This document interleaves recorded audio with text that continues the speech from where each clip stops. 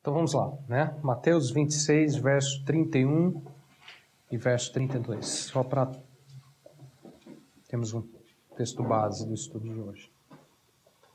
Então Jesus lhes disse: esta noite todos vós vos escandalizareis comigo, porque está escrito: ferirei o pastor e as ovelhas do rebanho ficarão dispersas. Mas, depois da minha ressurreição, irei adiante de vós para a Galiléia. Vamos orar mais uma vez? Senhor, nós agradecemos por estarmos aqui reunidos em Teu nome para ouvir da Tua palavra e pedimos a interpretação da Tua palavra. Venha interpretá-la a nós, venha nos ensinar, venha nos direcionar ao Teu conhecimento, que o Senhor se revele por meio desta palavra, que seja um tempo de edificação da Tua igreja. Abençoa e nos edifica. Fala conosco espiritualmente falando, para que o Teu nome seja glorificado e para que a vida do Senhor seja revelada em nós. Nós oramos em nome de Jesus Cristo. Amém. Bom, irmãos, esse texto aqui de Mateus, ele marca o limite ou a divisa entre dois momentos distintos da vida dos discípulos. Observe que Jesus disse assim aos discípulos: esta noite, todos vós, ele está falando com os discípulos, vos escandalizareis comigo, porque está escrito: ferirei o pastor e as ovelhas do rebanho ficarão dispersas. Esse aqui é o primeiro momento. Jesus diz aos discípulos que quando ele fosse ferido, ou em outras palavras, quando ele fosse à cruz, seus discípulos se escandalizariam com ele e seriam o quê? Dispersos, porque o pastor seria ferido e as ovelhas seriam dispersas. Repare, Jesus aqui com essas palavras, ele estava demonstrando que em um primeiro momento a situação espiritual dos discípulos ainda era bem delicada, ainda era bem frágil. Ele diz aqui para os discípulos sobre eles se escandalizarem com ele. Os discípulos estariam o quê? Se escandalizando com Jesus. Ele fala sobre os discípulos se dispersando, porque ele seria ferido, então as ovelhas se dispersariam. Mas olha só, então no verso 32, Jesus continua dizendo assim: mas depois da minha ressurreição, irei adiante de vós para Galiléia. Eis aqui o segundo momento. Jesus disse que os discípulos se escandalizariam e seriam dispersos, mas depois da sua ressurreição, então ele, o Senhor, iria adiante das suas ovelhas, diante dos seus discípulos, para a Galiléia. Bom, irmãos, a questão aqui é a seguinte: antes da cruz, o quadro, a situação espiritual dos discípulos é uma. Antes da cruz, os discípulos ainda viviam uma situação espiritual ainda muito frágil e perigosa, a ponto de se escandalizarem com o Senhor. Ele mesmo diz: vós, todos vós, se escandalizarão comigo esta noite. A situação antes da cruz é um tanto delicada, é um tanto frágil para os discípulos. Depois da cruz, a situação é outra, é completamente diferente. Depois da cruz, os discípulos passam realmente a se firmarem no Senhor. A obra da cruz, a morte e a ressurreição do Senhor fez e faz toda a diferença na vida dos discípulos. Esse texto, ele coloca para nós esse limite, essa divisão entre esses dois momentos. Há um primeiro momento, vocês vão se escandalizar comigo. Vocês vão se dispersar, porque eu serei ferido. Mas, depois da ressurreição, então eu irei adiante de vós. Jesus é que coloca isso. Jesus é que demonstra essa divisão entre esses dois momentos, entre esses dois quadros, essas duas situações espirituais. Esse último bloco aqui do livro de Mateus, entre o capítulo 26 e o capítulo 28, nos apresenta exatamente essa distinção entre uma vida espiritual antes e depois da cruz. Se você fizer aí um estudo particular sobre esses capítulos, do capítulo 26 ao capítulo 28, você consegue ver claramente que a situação espiritual dos discípulos antes da cruz é uma, e a situação espiritual depois da cruz é completamente diferente. Em resumo, nós podemos dizer o seguinte, só para adiantar: antes da cruz, os discípulos viviam uma vida espiritual ainda marcada pelas fraquezas da carne e as suas obras.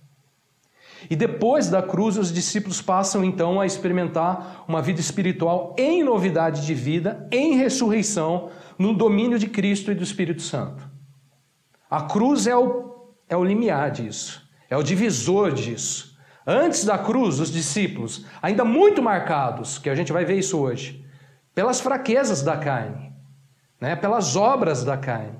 Depois da ressurreição, depois da cruz, aí você vê os discípulos realmente passando a viver em novidade de vida, passando a viver em ressurreição, no poder do Espírito Santo, em Cristo, né? E no Espírito Santo.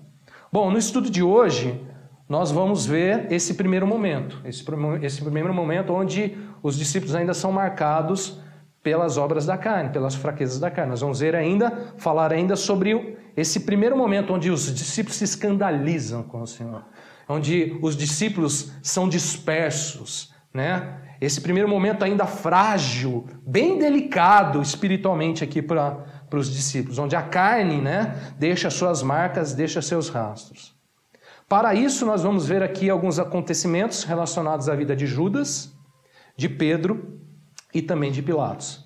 Esses três personagens, nos momentos que precedem a cruz, não foram os únicos marcados pela carne em suas obras. Jesus fala, todos vós se escandalizaram comigo. Eles não são os únicos, mas eles se destacam nessa história. Eles aparecem como os personagens que mais deixam essa questão explícita, à mostra. Então nós vamos ver alguns acontecimentos da vida deles.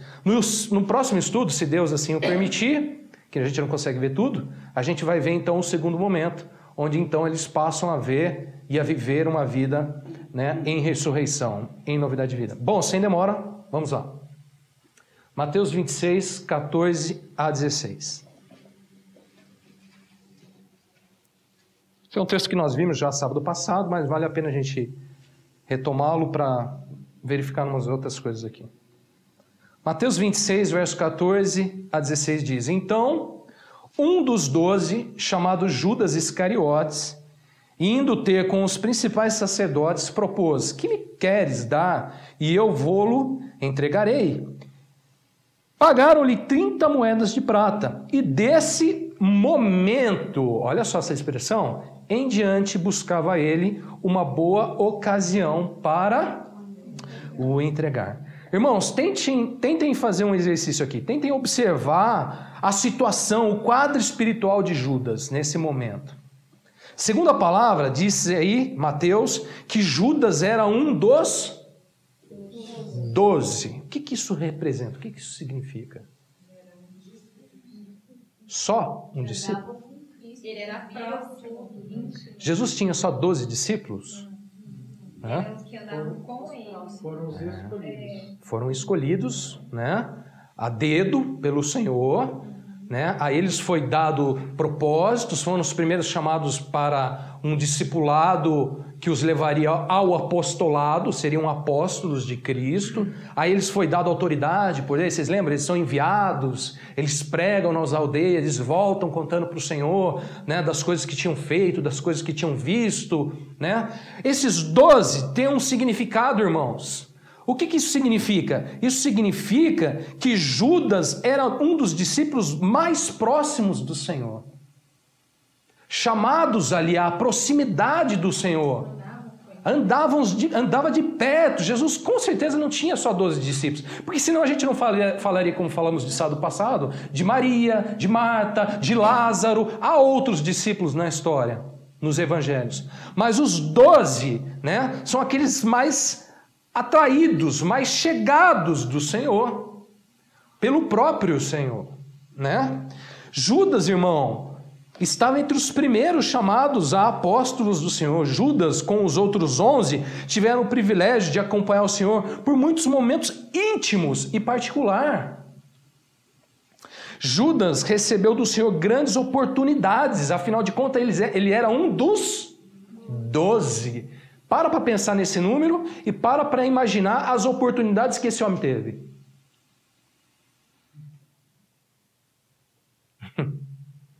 Judas esteve ali diante do Senhor, contemplando muitos feitos, experimentando da sua graça, da sua misericórdia, do seu amor, do seu poder. Quantas coisas esse homem viu? Quantas coisas esse homem ouviu junto com o Senhor? Ele era, isso ninguém pode dizer que não era, um dos 12. Judas não era um estranho. Judas não é um cara que veio do nada e apontou o dedo para Jesus e falou, eu vou aprontar uma para você. Judas era um dos 12. Mas veja, Mateus diz assim, indo, Judas ter com os principais sacerdotes, propôs, verso 15, que me quereis dar e eu vô-lo entregarei. Diga-me, espiritualmente, o que esse ato de Judas aqui representa?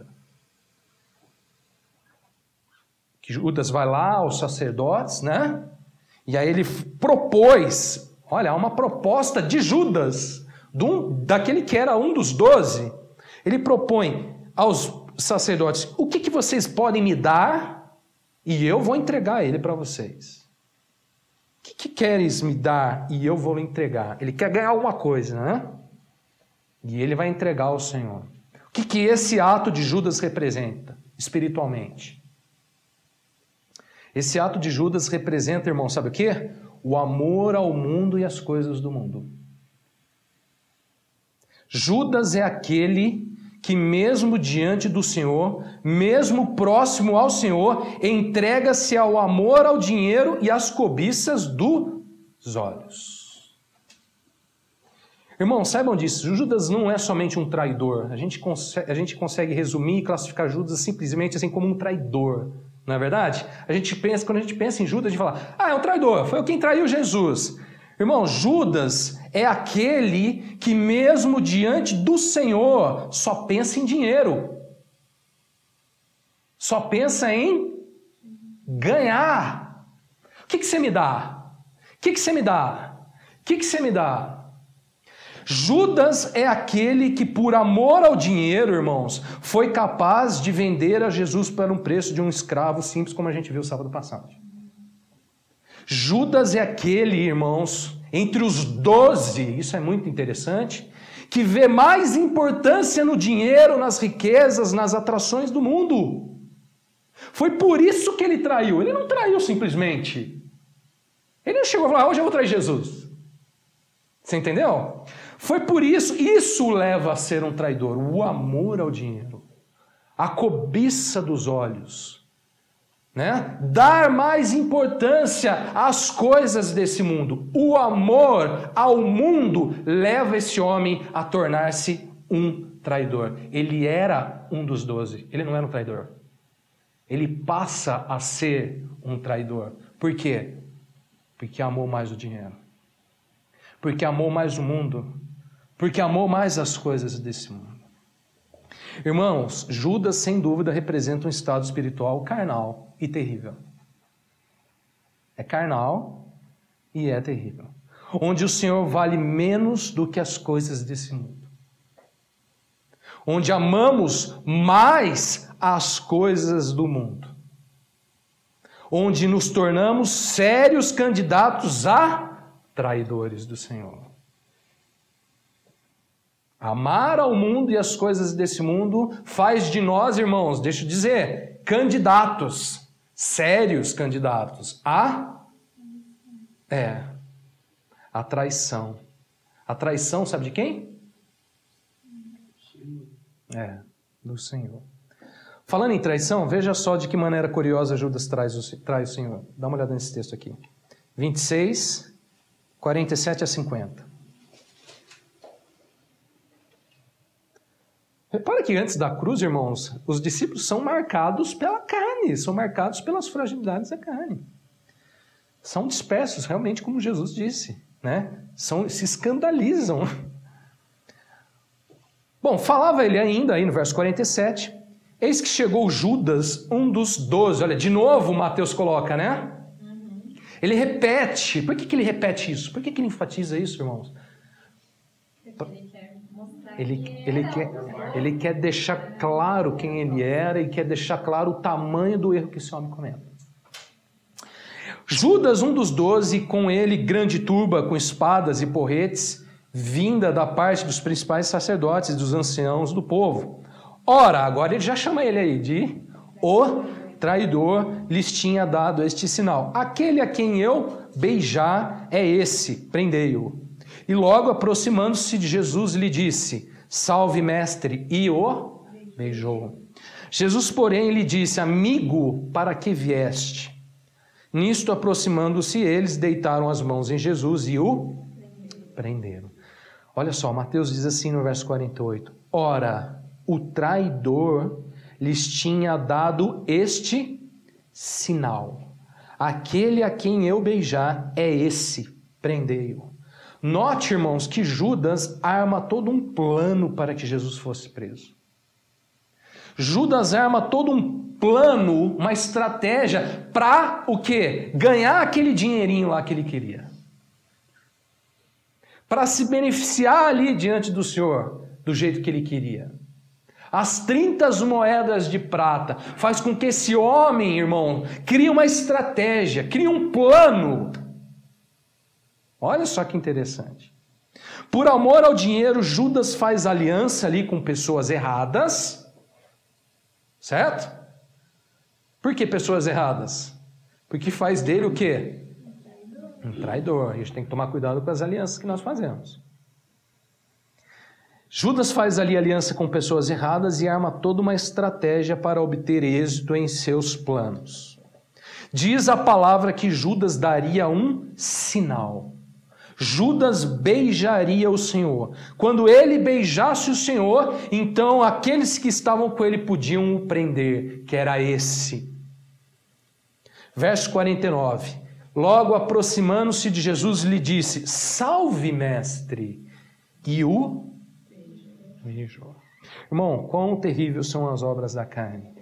Deixe-me dizer, Judas não é aquele que simplesmente trai o Senhor. Judas é aquele que trai com um beijo.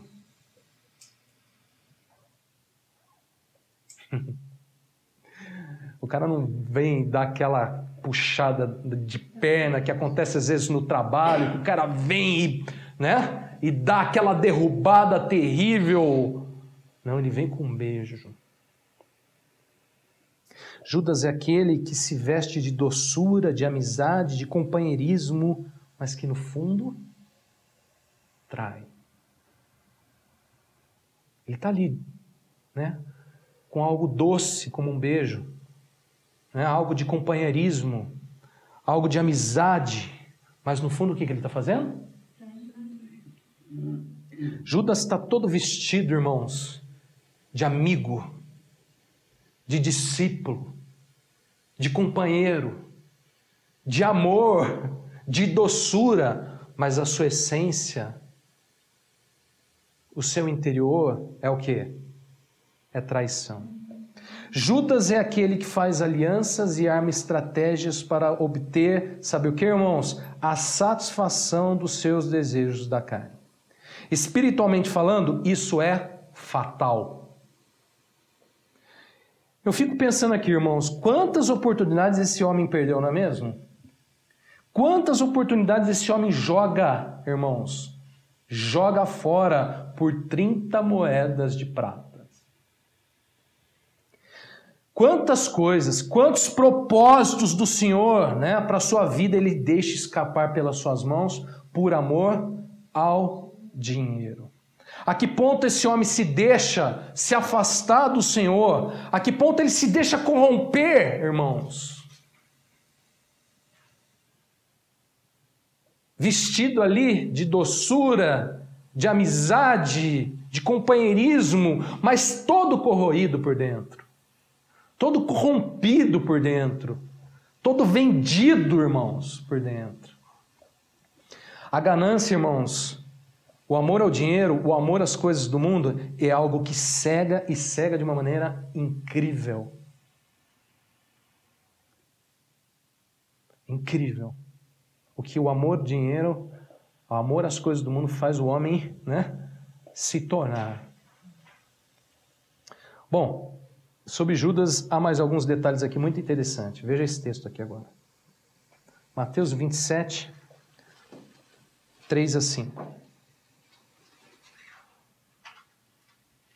Então Judas, o que o traiu, vendo que Jesus fora condenado, tocado de remorso, devolveu as 30 moedas de prata aos principais sacerdotes e aos anciãos, dizendo: pequei, traindo sangue inocente. Eles, porém, responderam: o que nos importa? Isso é contigo. Então Judas, atirando para o santuário as moedas de prata, retirou-se e foi enforcar-se. Nossa, nesse texto aqui nós vemos claramente como o amor ao mundo, as coisas do mundo, pode ser perigosa e traiçoeira, mortal, né? Aqui a gente vê o quanto esse amor ao dinheiro ele pode ser destruidor. Diz Mateus que Judas, aquele que o traiu, aqui ele já está falando, né? O que o traiu. Vendo que Jesus fora condenado, quando Judas vê, né, que Jesus é condenado, ele diz assim: Judas, pequei, traindo sangue inocente. Então, tendo traído Jesus, tendo vendido Jesus, quando Judas vê o resultado do que fez, diz aí a palavra que ele foi tocado de remorso. Irmãos, você sabe o que é remorso? Eu ia falar isso. É interessante que ele fala de arrependimento. Não, é remorso. É. Qual que é a diferença entre remorso e arrependimento? Remorso, irmãos, é quando o indivíduo, olha só que interessante, ele reconhece um erro, ele reconhece um pecado, mas mesmo assim, mesmo tendo reconhecido, né, mesmo tendo sido tocado por aquele erro, ele é tocado de remorso, diz a palavra aí. Mesmo ele olhando, enxergando o erro e sendo tocado por aquilo, ele continua errando. Faz a mesma coisa. Ele continua andando por caminhos tortuosos. Isso é remorso. Ele olha o erro, ele olha o engano, ele olha o que fez de errado, ele é tocado por aquilo, mas ele continua fazendo coisa errada. Isso é remorso. Arrependimento é quando o indivíduo reconhece o erro, mas o que acontece? Ele se arrepende. E então muda de direção, passa a agir diferente. Irmãos, diz a palavra aí que Judas, tocado de remorso, olha o verso 5. Então, atirando para o santuário as moedas de prata, retirou-se e foi enforcar-se. Sabe qual era, em resumo, a real situação espiritual desse discípulo aqui, chamado Judas? Judas chega a um ponto onde o homem perde toda a razão, toda a sensatez. Esse era o quadro espiritual desse homem. A ponto de se autodestruir. Se autodestruir. Judas estava totalmente entregue, irmãos, aos seus pecados, a ponto de permitir ser consumido por eles. Ele é consumido pelos seus próprios pecados, pelo seu próprio engano, pelo seu próprio amor ao dinheiro, às coisas desse mundo. Diante suas decisões, Judas é tomado de remorso, mas ao invés de buscar reparar os seus erros sensatamente, de maneira sensata, o que ele faz? Judas então decide cometer um outro erro ainda maior. Ele se suicida. Essa era a situação espiritual desse homem que era um dos 12. Um dos 12 discípulos. Irmãos, quem diria, né? Que o amor ao dinheiro, que o amor às coisas do mundo poderia levar um homem a esse fim. Às vezes a gente brinca com coisas que não pode brincar. A gente acha que é bobinho, né? A gente acha que não tem muita importância. Ele estava lá sempre de olho, né, na bolsa, no que colocava na bolsa, porque ele era lá o tesoureiro lá dos discípulos. É ele quem guardava o dinheiro, quem contava, o contador de Jesus lá. E ele estava de olho lá naquela bolsinha. E ele olhava para aquela bolsa, que se colocava naquela bolsa, e tira os olhos do Senhor e bota o Senhor os olhos nas coisas do mundo. O que acontece, irmão? Quem diria, né? Quem diria? Quão perigoso, irmãos, são as obras da carne. Quão perigoso, irmãos, uma vida débil na presença do Senhor. Uma vida, uma situação espiritual débil na presença do Senhor. Você está na presença do Senhor, mas com os olhos em outras coisas. Você pode ser considerado um dos 12, mas está com os olhos no mundo. Irmão, Judas é um alerta. Judas é um grande alerta. Essa doutrina que a gente vê aí hoje, né? Puxa, a gente precisava pregar mais sobre Judas, né? A gente precisa pregar mais. Porque é palavra, irmãos. É palavra, a gente tem que pregar. A gente precisa anunciar mais isso, irmãos. Olha aqui, ó. Isso é um alerta. Isso é carne. Isso leva à morte. Pois bem, vamos agora olhar para a situação espiritual de Pedro. Pedro também demonstra marcas de uma vida espiritual carnal. Também demonstra a necessidade da obra da cruz. Irmãos, olha só. Mateus 26, verso 31 ao verso 35.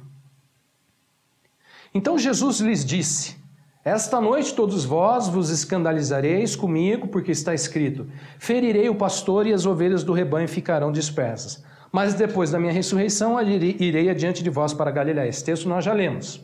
Agora olha só, verso 33, olha a continuação dessa história.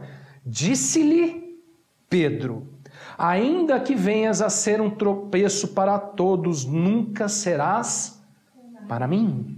Replicou-lhe Jesus: em verdade te digo que nesta mesma noite, antes que o galo cante, tu, Pedro, me negarás 3 vezes. Disse-lhe Pedro: ainda que me seja necessário morrer contigo, de nenhum modo te negarei. E todos os discípulos disseram o mesmo. Foram tudo na onda de Pedro. Irmãos, olha só, nos momentos que precedem a cruz, Pedro também demonstra em si uma situação espiritual muito frágil e muito delicada. Não foi só Judas, não. Pedro também. Diz aí Mateus que logo após Jesus declarar, aos discípulos que eles se escandalizariam com ele e ficariam dispersos, logo após Jesus fazer esse anúncio, Pedro se levanta ali entre os discípulos e diz assim ao Senhor, verso 33, ainda que venhas a ser um tropeço para esses outros discípulos aqui, ó. Ainda que seja para os outros aqui, ó. Para mim, nunca serás. Isso é o que Pedro diz, não para João, nem para Judas, nem para ninguém, para o Senhor. Né? Enche a boca. Ele enche a boca. Os outros eu não sei. Eu nunca. Irmão, isso é perigoso, hein? Olha só, continua aí. Diante disso, verso 34, replicou-lhe Jesus: em verdade, a verdade aparece na história. Em verdade te digo que nesta mesma noite, antes que o galo cante, tu me negarás 3 vezes. Então, mais uma vez, olha só, mais uma vez, verso 35. Disse-lhe Pedro: ainda que me seja necessário morrer contigo, de nenhum modo te negarei. E aí todos vão na onda. Todos também disseram o mesmo. Observe, irmãos, por 2 vezes, Pedro contradiz ou não aceita as palavras do Senhor, afirmando confiantemente que ele faria o contrário daquilo que o Senhor dizia. 2 vezes Pedro contradiz o Senhor e diz: não, eu vou fazer o contrário do que o Senhor está falando. Jesus disse a eles ali: todos vós vão se escandalizar e vão se dispersar. E Pedro diz: não. Mesmo que todos façam isso, olha só o que Pedro fala: o Senhor não é pedra de tropeço para mim. Eu não vou tropeçar, eu não vou me escandalizar. Se os outros vão fazer aqui, eu não sei. Eu não faço isso. O Senhor falou: não, vocês todos vão se escandalizar. Ele falou: eu não. O Senhor está enganado. Eu, de jeito nenhum. E Jesus diz de novo: Pedro, tu me negarás. E Pedro, mais uma vez: ainda que me seja necessário morrer, de nenhum modo eu te negarei. 2 vezes Pedro contradiz a palavra do Senhor. 2 vezes. Jesus afirma algo, Pedro afirma algo totalmente diferente. Irmãos, o que essa atitude aqui espiritual de Pedro significa? Com certeza. Desobediência, né? Prepotência. Achar que a nossa vontade, a nossa palavra vale mais que a do Senhor. Vocês todos estão certos. Mas olha só, eu vou resumir isso da seguinte maneira.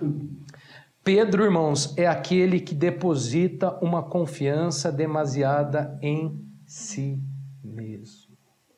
Pedro confia demais em si mesmo. Demais! Pedro é aquele que prefere ouvir ou confiar mais em si mesmo. Ele confia totalmente. Só nele! Mais até do que o Senhor. Ah, Jesus, você está errado. Você não sei que você bateu no Deus na tua cabeça. Você está completamente errado. Não é isso. Irmãos, Pedro é aquele que decide ignorar a palavra do Senhor 1, 2, 3, 4 vezes se for preciso, dando ouvidos ao seu entendimento, ao que ele acredita, ao que ele acha, ao que ele pensa. Pode acreditar, irmãos, ele estava dizendo assim, eu estou certo, Senhor, você está errado. Não, você está errado nessa história. Ele acha que está certo e acha que o Senhor está errado. Pedro é aquele que vive, irmãos, sabe o quê? Tirando forças da sua alma, do seu intelecto, de si mesmo, e não de Cristo e da sua palavra. A realidade espiritual de Pedro ali deixa claro que ele não estava depositando a confiança no Senhor, mas em si mesmo, na sua alma, no seu intelecto, na sua carne. Isso depois de 3 anos de convivência, tudo que viu, tudo que testemunhou. Tudo que experimentou, tudo que ele viu transfigurar o Senhor, ele viu o Senhor andar sobre as águas, ele andou sobre as águas, ele viu meninas sendo ressuscitadas, leprosos sendo curados. Não, se ele viu tudo isso, essa teimosia, quem dirá nós, né? Uhum. Quem dirá eu? Irmão. Irmãos, Pedro é aquele que vive tirando forças da sua alma, do seu intelecto. Jesus estava ali dizendo para Pedro, Pedro, você vai fazer isso. E Pedro, com suas atitudes, talvez dissesse assim ao Senhor, Senhor, tu não sabes o que você está dizendo. Fique tranquilo aí, eu sei bem o que eu faço. Fique quietinho aí na sua que eu sei o que eu faço. Não, mas você vai fazer isso. Não, eu não. Os outros não sei. Os outros aqui, não sei. Não posso, né? Não posso... ainda colocou os outros. Não posso garantir nada aqui, ó. João, não sei. Mas eu pode ficar tranquilo, de nenhum modo. Irmãos. Irmãos, Pedro nesse momento é um exemplo clássico da religiosidade. Sabe por quê? Porque a religiosidade é exatamente esse quadro de engano espiritual. Na religiosidade cremos que estamos certos, cremos que estamos prontos, firmes, mas na verdade vivemos o contrário. Ele está se achando pronto. Nos outros evangelhos, ele diz, eu estou pronto para ir contigo, até para a morte, se for necessário. E Jesus fala assim, Pedro, hoje mesmo você vai me negar, que história é essa de pronto? Antes que o galo cante, não vai nem amanhecer, e você já me negou 3 vezes. Não, mas eu estou pronto, até para morrer contigo. Eu estou certo disso. Não, em verdade eu te digo, tu me negarás 3 vezes. Irmãos, na religiosidade acreditamos estar em acordo com o Senhor, com a sua vontade, cremos nisso com toda a nossa alma, a força da nossa alma, mas a realidade demonstra o contrário. Na religiosidade temos ousadia e afirmamos plenamente nossas convicções diante do Senhor. Afinal de contas, eu te louvo, Senhor, eu te adoro, Senhor, eu sou o teu servo. Mas a realidade...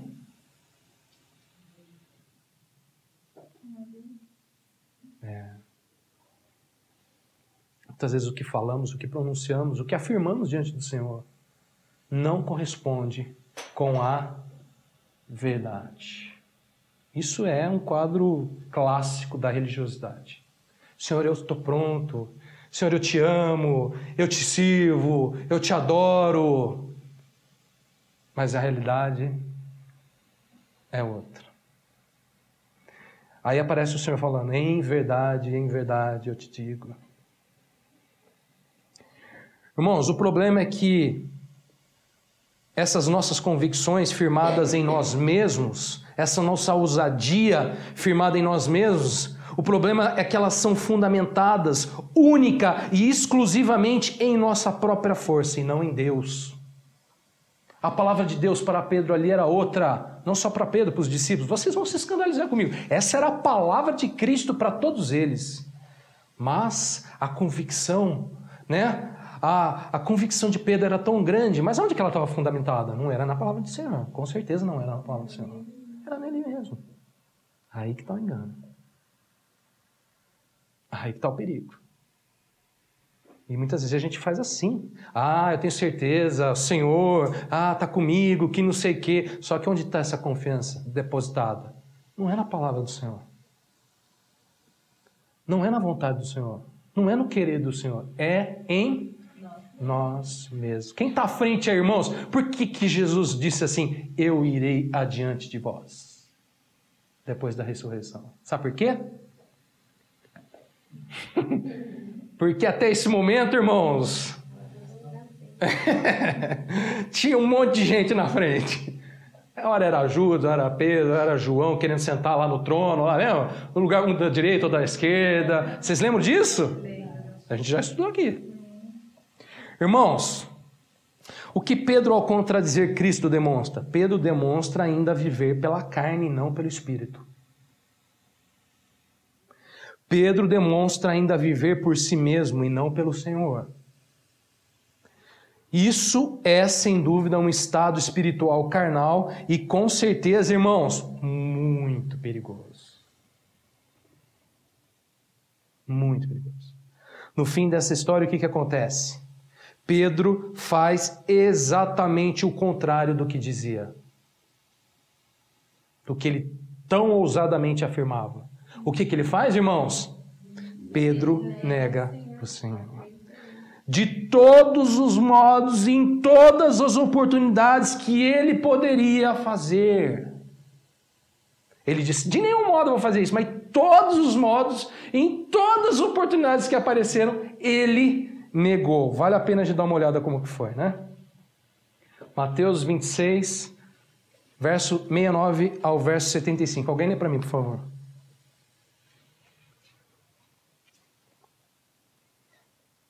Ora, estava Pedro assentado fora do pátio, e aproximando-se uma criada lhe disse, também tu estavas com Jesus, o Galileu. Ele, porém, o negou diante de todos, dizendo, não sei o que dizes. E saindo para o alpendre, foi ele visto por outra criada, a qual disse aos que ali estavam, este também estava com Jesus, o Nazareno. E ele negou outra vez, com juramento, não conheço tal homem. Logo depois, aproximando-se os que ali estavam, disseram a Pedro, verdadeiramente és também um deles, porque o teu modo de falar o denuncia. Então começou ele a praguejar e a jurar, não conheço esse homem, e imediatamente cantou o galo. Então Pedro se lembrou da palavra que Jesus lhe dissera, antes que o galo cante, tu me negarás 3 vezes. E saindo dali, chorou amargamente. Irmãos, veja aí o quadro, a situação espiritual real de Pedro naquele momento. Como que Pedro estava espiritualmente falando? Diz aí a palavra que ele negou 1, 2 e 3 vezes ao Senhor.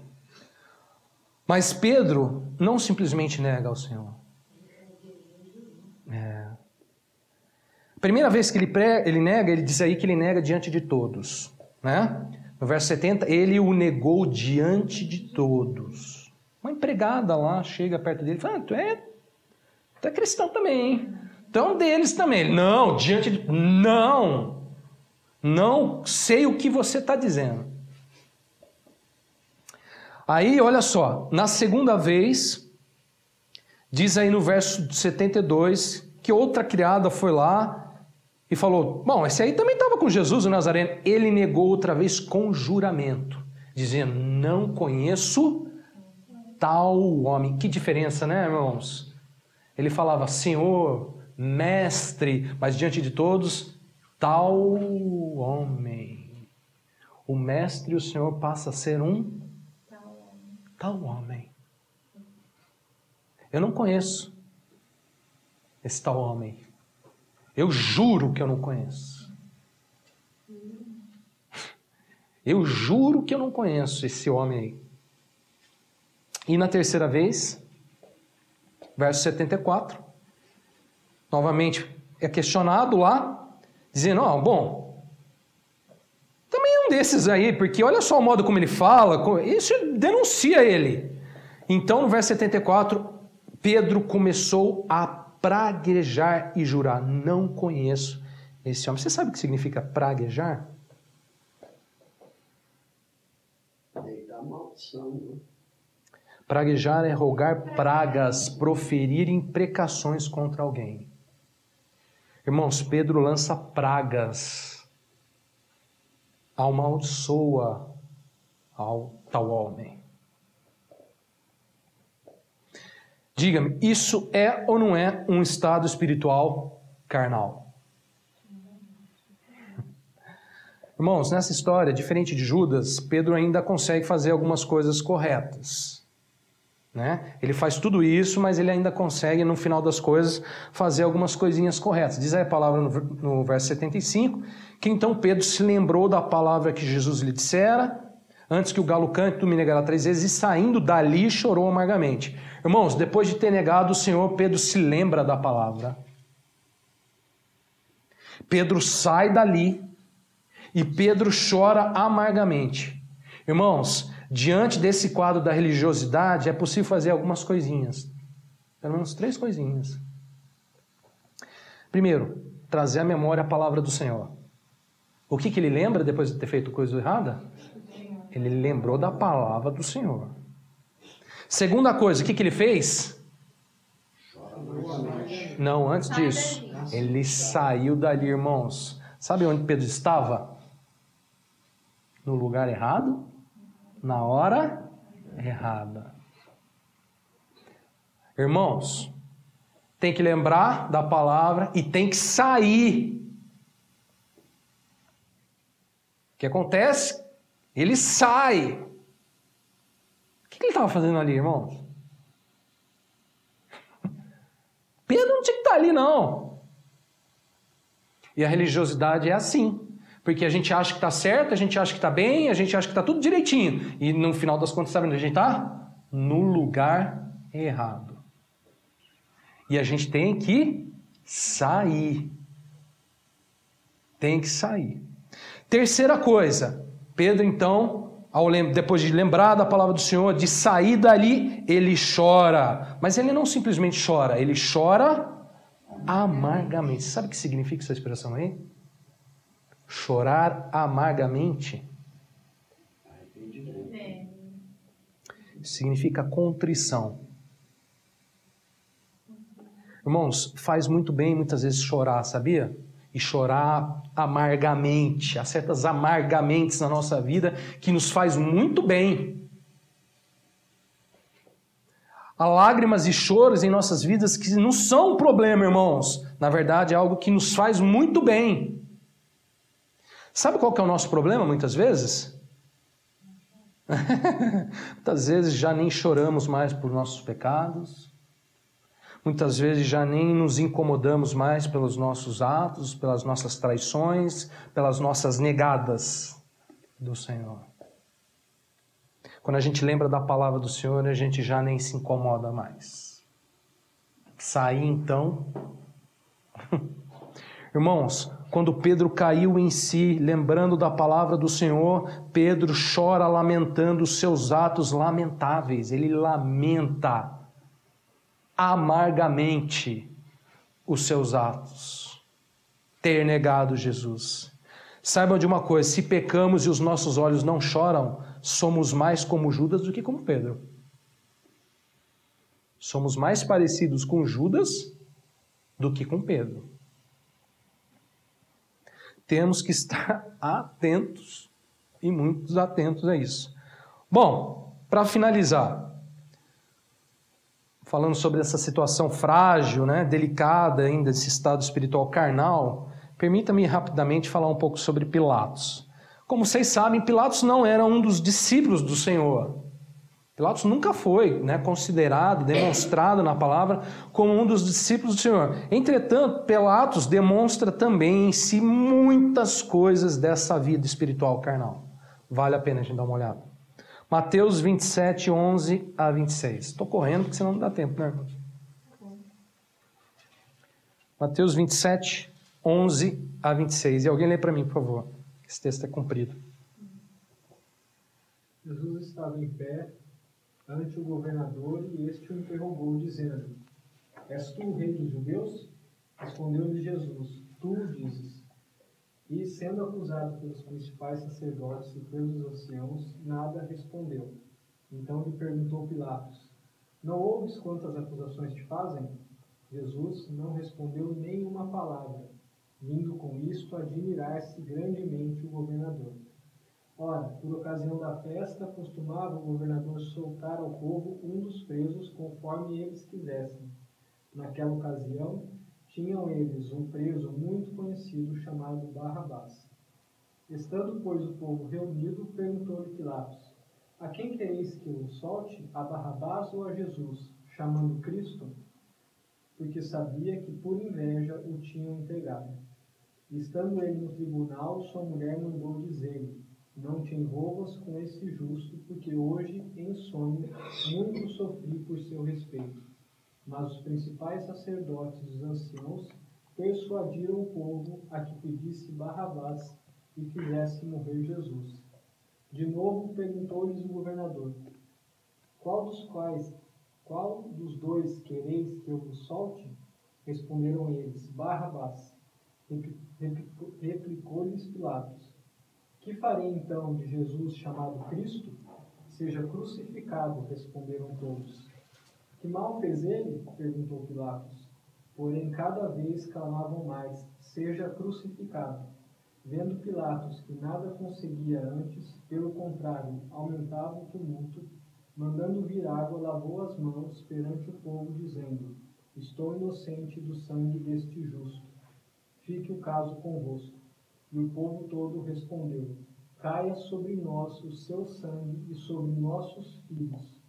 Então Pilatos lhe soltou Barrabás e, após haver açoitado a Jesus, entregou-o para ser crucificado.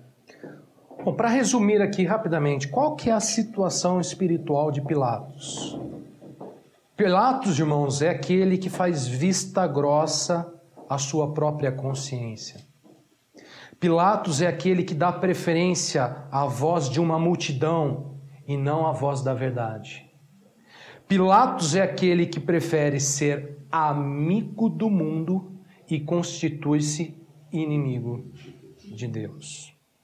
Diferente de Judas, Judas ama o mundo. Pilatos agora é amigo do mundo.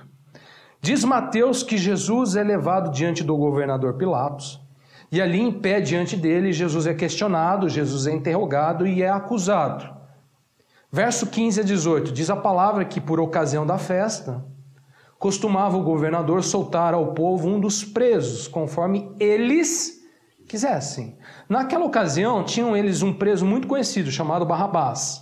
Naquela ocasião ali, juntamente com o Senhor, quando o Senhor está ali sendo acusado, interrogado, né? Juntamente com ele, ali na mesma ocasião, eles tinham um outro preso chamado Barrabás.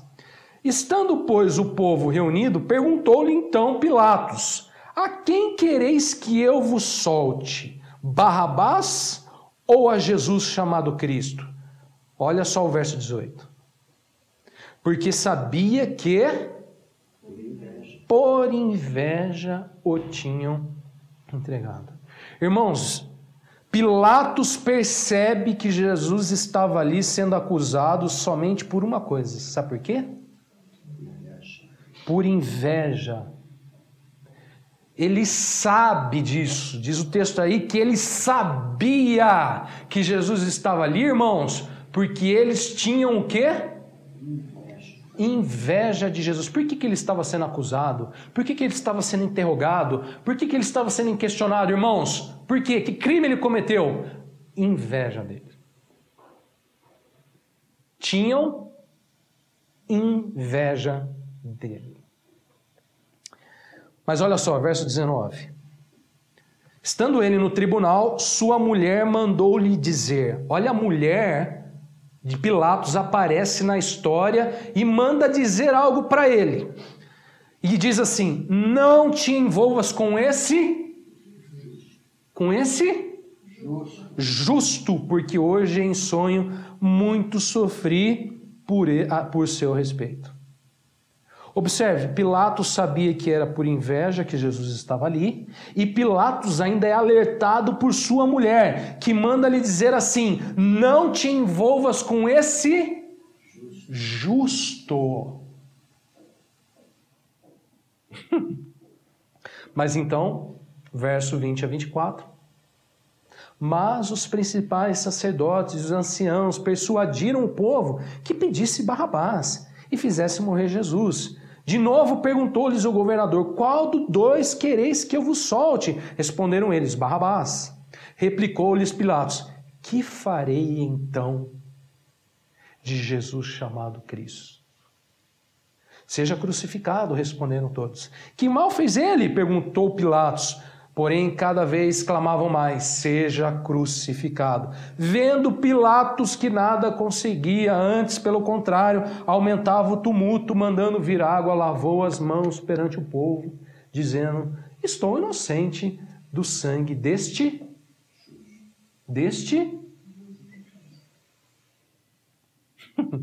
Ele declara: estou inocente do sangue deste justo. Fique o caso convosco. Irmãos, Pilatos tinha diante de si uma importante decisão. Ele era um governador que em si, tinha autoridade para acusar, para condenar pessoas, soltar pessoas. Ele ali fazia um julgamento. E ele tinha autoridade para soltar ou para condenar. Pilatos era o homem que tinha em suas mãos o poder e a autoridade para libertar ou condenar a Jesus. Por isso que Jesus está diante dele. Ele é o governador. É ele quem decide se vai ser condenado, se vai ser libertado. O que vamos fazer dele? Esse homem vai decidir. Pilatos. De um lado, os fatos. Jesus está ali por inveja dos homens. E ele sabe disso. De um lado, ele sabe. Irmãos, ele sabe. A Bíblia diz que ele sabia que Jesus estava ali por inveja dos homens. Juntamente com isso, ainda há um alerta: não te envolvas com esse justo. A mulher dele diz isso. Uma pessoa íntima, próxima, uma pessoa de confiança, não é um qualquer, não é uma pessoa lá no meio da multidão sozinha, não, ele é justo. A mulher dele diz: não te envolvas com esse justo. Então, de um lado, ele sabe que ali ele está por inveja. E ainda tem a mulher dizendo para ele não se envolver com ele. De outro lado, por outro lado, uma multidão pede: seja crucificado. Barrabás, seja este crucificado. Pilato então diz: essa é a decisão que ele tem que tomar, Que farei então de Jesus chamado Cristo? Essa é a decisão que ele tem diante dele. Verso 22. O que eu farei de Jesus chamado Cristo? De um lado eu sei que ele está aqui por inveja. Minha mulher está falando aqui para eu não me envolver com ele, que ele é justo. E de outro tem ali uma multidão pedindo, né? Crucifica, crucifica, solta Barrabás. O que eu vou fazer? De que lado eu vou me inclinar? Para que lado eu vou pender? Para o lado da verdade ou para o lado da multidão? Para que lado que eu me inclino? Talvez, irmãos, ele pensasse assim, vamos ver o que os discípulos de Jesus fariam, né? Judas, então, diz aí, o que eu faço? O que eu faço de Jesus? E Judas diz para ele, vende por 30 moedas. Ganha uma graninha nessa história, aproveita. Ele vale alguma coisa. Bom, aí então ele diz, Pedro, e você? O que você acha? Finge que você não conhece. Eu não conheço tal homem. Finge que você não sabe quem é. Finge que você não sabe que é justo. Finge que essa mulher não falou aqui para não se envolver com esse homem.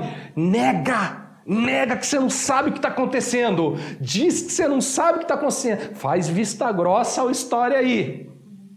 O que eu vou fazer então? Ai, meu Deus do céu.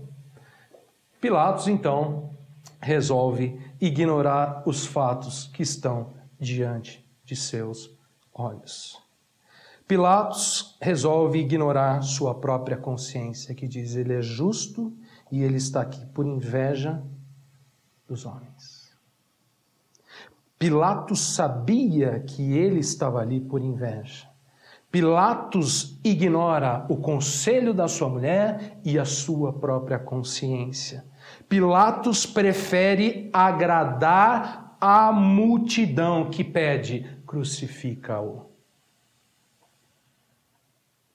Irmãos, Pilatos é aquele que pende para a voz do mundo, para a amizade do mundo, para o contentamento do mundo. Pilatos decide ser amigão do mundo.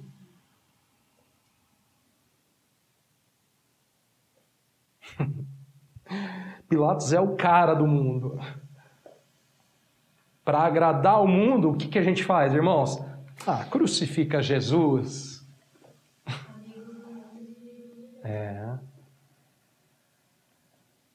Para agradar o mundo, irmãos, vou dizer para vocês, se você quiser agradar o mundo, você vai ter que crucificar Jesus.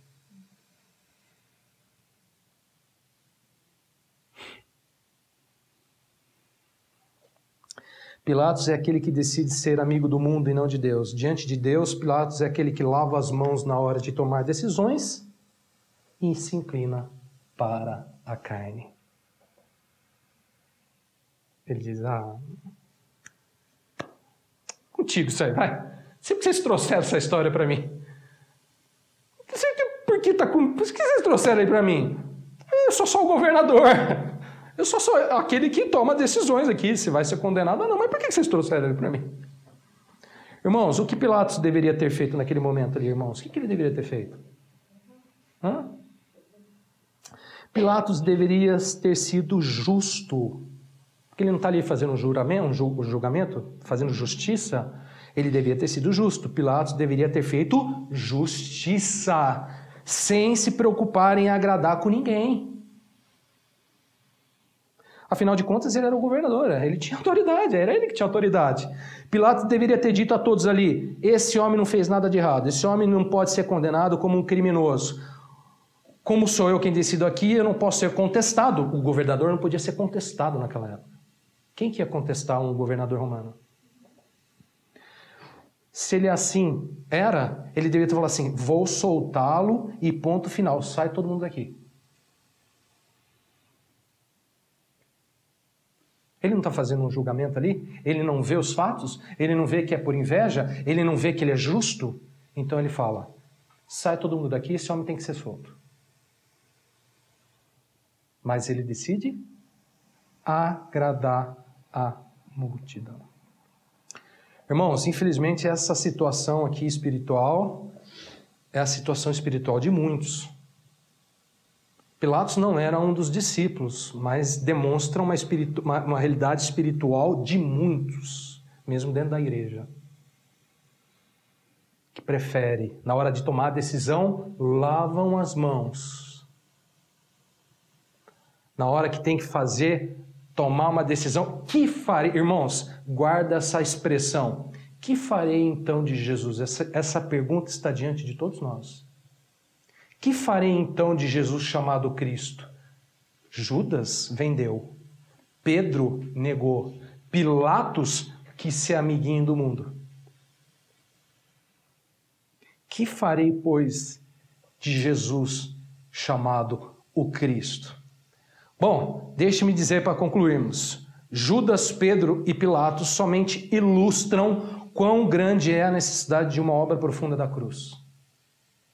Eles ilustram a necessidade da cruz. Evangelho sem cruz, irmãos, não tem mudança, tem carnalidade, tem religiosidade e só. Por mais convicto que estejamos, por mais cheio de ousadia que tenhamos diante do Senhor, sem cruz, só religiosidade. Sem cruz, só falácia, não realidade espiritual. Sem vida espiritual, carne. Estes homens ilustram quão grande era a necessidade que eles e todos nós temos de uma transformação real e legítima dada pelo próprio Senhor na cruz. Antes da cruz, faltava a legitimidade, faltava a realidade espiritual na vida dos discípulos e todos esses, sem exceção. Todos vós se escandalizareis comigo. Todos fugiram, diz a palavra. Todos fugiram. Depois da cruz, estes homens passam então a viver uma vida, não sem erros, não sem pecados, mas uma vida mais centrada e firme no Senhor. Uma vida em ressurreição. Uma vida no controle e na submissão de Deus. Semana que vem, se assim o Senhor permitir, veremos então esse outro lado da moeda, onde a morte e a ressurreição faz toda a diferença na situação espiritual dos discípulos. Amém? Amém. Vamos orar.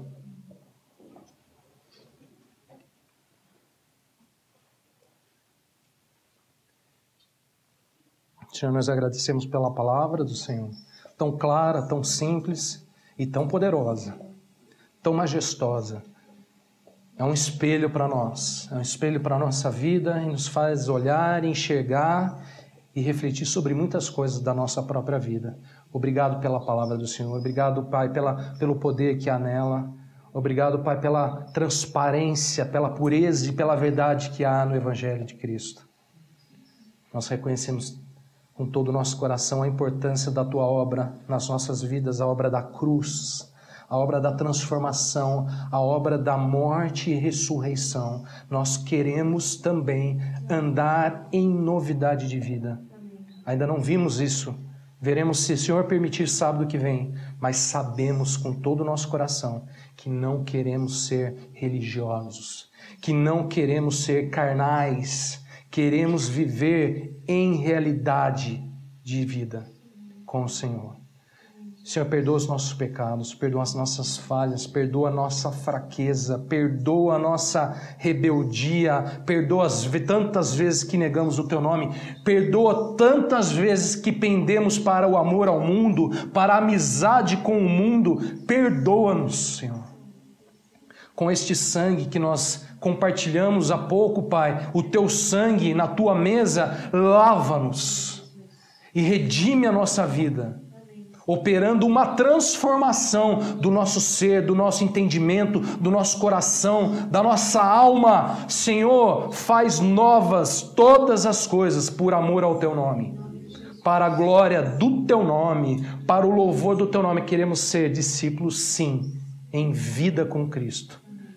Queremos ser achados no Senhor, queremos sermos encontrados irrepreensíveis para o dia de Cristo, porque o dia se aproxima.